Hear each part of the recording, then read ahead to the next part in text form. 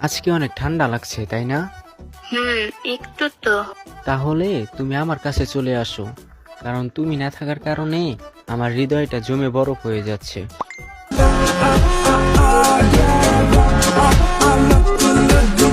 উফ, তাই নাকি?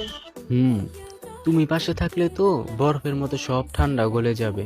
আর আমি শুধু চাই তোমার হাতটা ধরে গরম হতে।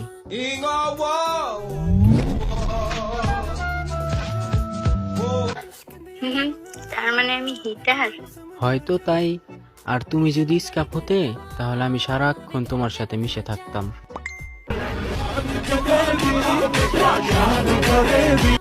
বাহ, রোমান্টিক তো। রোমান্টিক না, উইন্টার ট্রুথ বলতে পারো।